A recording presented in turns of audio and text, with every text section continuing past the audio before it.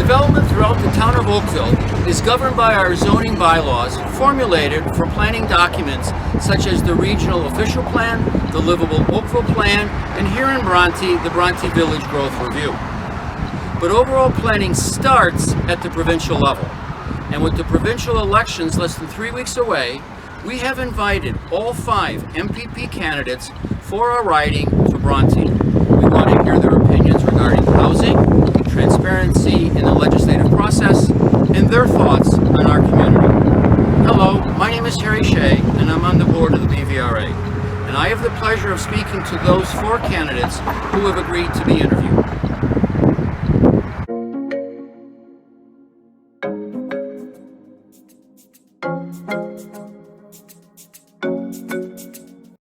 I'm with Mark Platt. Welcome to Bronte, and thank you for joining me. Thank you for having me. So let's start with the transparency in the legislative process. With all planning direction originating from the province, how would you champion grassroots engagement of more transparency in the legislative process, ensuring a community like ours that our voices are heard during the development process? Well, first of all, you'd have to end lobbyists. That probably would be the biggest thing that I would push for if I would be elected. Okay. The people that aren't involved or live in the neighborhood are helping make decisions that affect people who do live here. And we need that to be eliminated in the process. Okay, thank you. And how do you ensure the voices of the most vulnerable, and specifically not just seniors but the elderly, that their voices would be heard in this process? That's a good question. Well, with the grassroots, we'd like to, hear from everybody. That's a hard question. I don't really know what to say about that, to tell you the truth. With the internet, I think the internet is going to have to play a part in the process governing in the future. The access to information is readily available online. I mean, people can make some decisions based upon that. It's not the same it was 50 years ago when you just had the newspaper.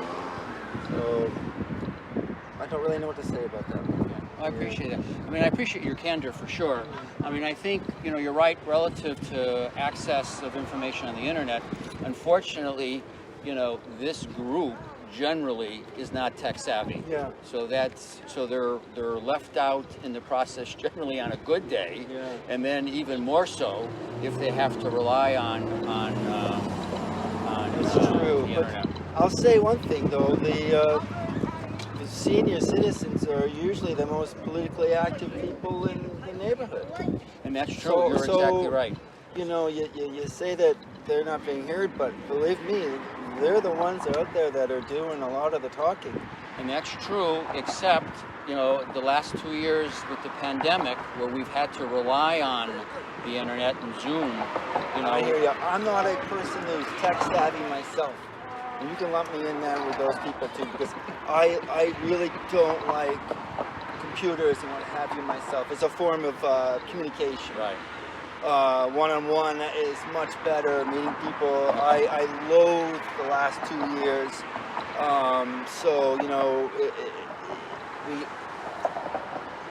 It's such a hard thing to answer. I don't really know how to answer that, how to get the seniors more involved. I know that they're really more interested in politics than the younger people. Getting their voices heard is what is needed. And, I do enjoy talking to older people and senior citizens because they've got a wealth of knowledge that you can't replace. Sure. So I guess I don't know, maybe, I just said no lobbyists, but maybe there might be a lobbyist for senior citizens. Okay, cut that off. Okay, no worries. I'm kidding, that's funny. I'm sure there's lots of them, right? So now let's turn specifically to housing. So how do you balance the need for new development, including affordable housing, and still protect our stable neighborhood? Well, it's a hornet's nest of a question for me. Okay. And it's one of those questions that's going to touch the raw nerve for a lot of people. I'm going to try to answer this as eloquently as possible. because the GTA is so popular with people to live, you're going to have, prices rising due to the supply and demand of space. For me personally, I think that we need to look at the red tape for building.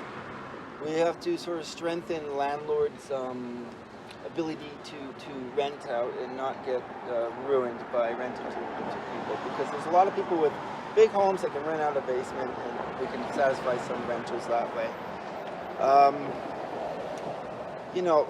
Let's be honest, like, if people moved to a part of Ontario that needed people, we wouldn't have so much of a problem with the population searching for homes here. So I know it's not an answer that anybody really wants to hear, but what are we going to do? People are going to build. We're just going to have to accommodate them and adapt to what's coming down the pipeline, I guess. All right. Thank you. And green space. At what point do we take green space for housing? Well, that's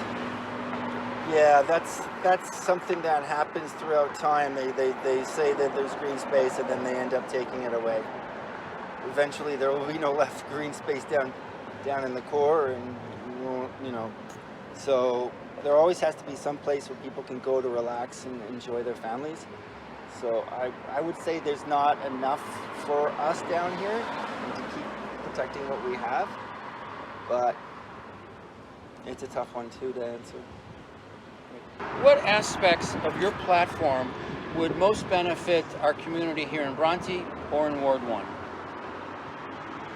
Well, we'd like to reduce the HST from 13 to 10% to put more money in the pockets of the residents. Okay. That's a good one. That helps out a lot of people. We'd like to rehire nurses and sort of polish up the hospital system, the medical healthcare system too. Because I know there's lots of elderly people here that rely on healthcare. Like we talked about the housing, I know people are concerned about that. So we're listening to people's concerns, and we don't want to say NIMBYism, but that does occur. Trying to help out where we can in all aspects of living in Bronte. Great. Thank you. You're welcome. And thank you for your time. My pleasure. And we wish you well. Thank you.